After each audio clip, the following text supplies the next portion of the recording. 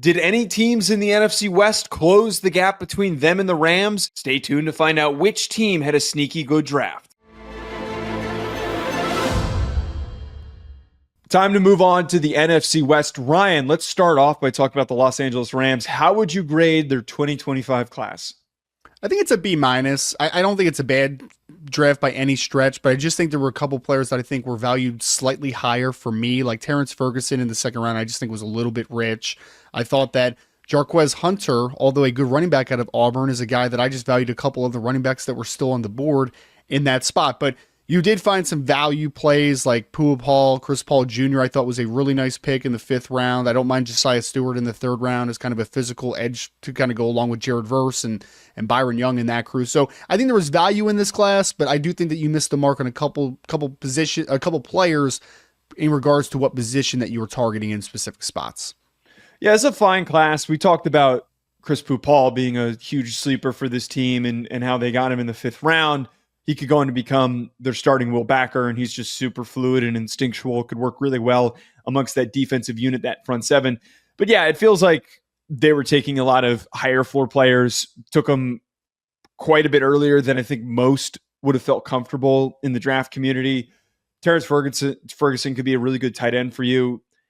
And I just feel like the rest of this class ends up being backup rotational quality players. But as we know, Sean McVay manages to get the most out of his roster, so we could be proven wrong here. Let's move on to the San Francisco 49ers. How did you feel about their class?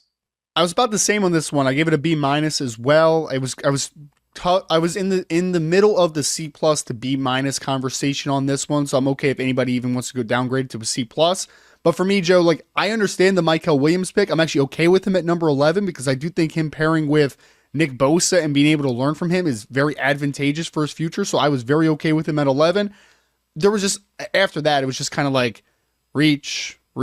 Like there was just a couple of guys where I'm just like, I don't really love the value play at that spot. But if I do have to highlight 2 players real quick, I think it is the late 3rd round, early 4th round picks. Getting Upton Stout from Western Kentucky is a player that I like a ton as a nickel, and I even think that despite him being smaller, he could play some at safety, so he's kind of a rotational player on the back end, pretty versatile. And then CJ West in the 4th round, I think, was a tremendous value play for San Francisco.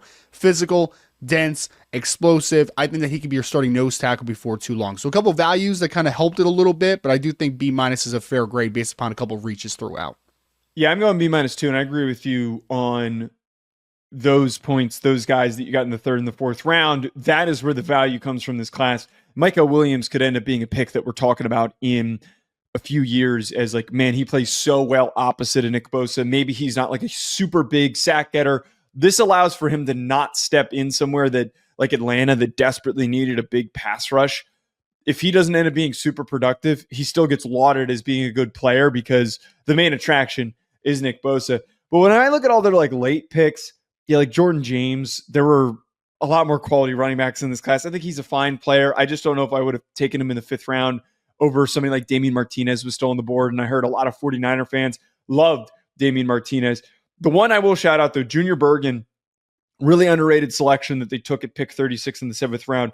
He could end up being your starting kick returner and could end up sticking on your roster for some time.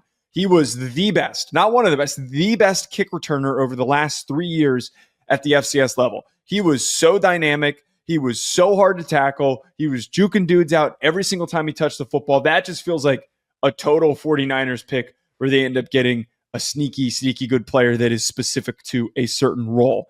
Moving on over to the next team in the NFC West. Let's talk about the Seattle Seahawks. How did you feel about their draft class? So I'm okay with the Gray Zabo pick at 18. I didn't love it. I don't hate it. I mean, I'm somewhere in between in that middle ground, but I ended up giving this a B+, Joe, because I really love what the Seattle Seahawks did after the fact. You go get Nick Emenwari. You'd go get Elijah Arroyo, the talented tight end out of Miami. Jalen Milroe, I think, is a very good 3rd round dart throw, the quarterback out of Alabama. But my favorite pick on day 3 was by far Damian Martinez in the 7th round. There's been some talk about, whether Seattle wants to offload one of the running backs at some point to make that a less crowded room, I think Martinez is, that guy just feels like a Seattle Seahawk to me. Like he just feels like a guy physical, downhill. He fits the profile. So I like a couple of the day 3 values, and I think the second and third selections in this draft really sold it to me as a very good overall haul. I'm taking a B- on this one. I'm not feeling the same as you. Okay, look, I think Gray Zabel's a good player, a little high for me, but you needed to improve your offensive line, and getting one of the more reliable offensive line prospects in this class is only going to make your team better, easier to protect Sam Darnold. We talked really highly about Eminwari. I mean, that's nuts that he landed there. It feels like such a Mike McDonald, such a Seattle pick. It's perfect. But here's where it starts to come off the rails. I don't understand when you have Noah Fant, who hasn't been super productive, why you drafted Elijah Arroyo, who's going to basically be used the same way. Because he's better. But you also in the 5th round drafted Robbie Oots. Why did you draft 2 tight ends in this draft class and the second one so early, so close to one another?